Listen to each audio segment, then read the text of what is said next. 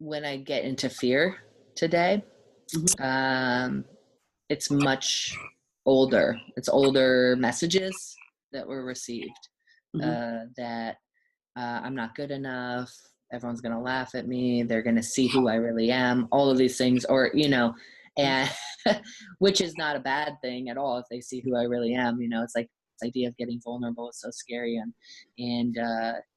But yet, it's necessary for recovery, is that we have to show people who we are. But I think also too, like the messages received from the outside world were really something that kept me from showing my true self in for so long. Was that happen? Politically, what's going to happen? Am I safe here? Am I safe?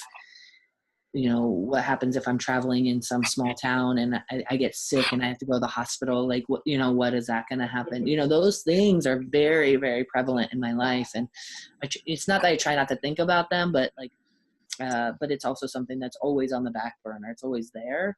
And so, that's why I share my experience with other clinicians, so that they know that this stuff is happening with their clients that are coming in, or the people that are coming into their offices or in their families or whatever.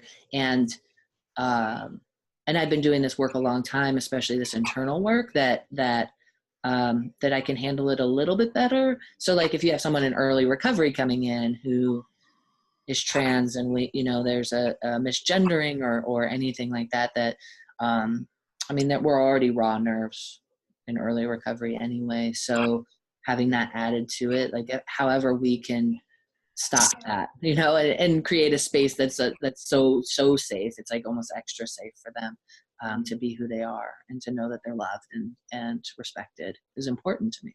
The 41% of trans people attempt suicide, and it significantly like lowers, like teenagers, like I think it's like 50% attempt suicide before the age of 20 years old or that are trans. And if we have family acceptance, that rate goes to 4%, which is the average of teenagers who attempt suicide.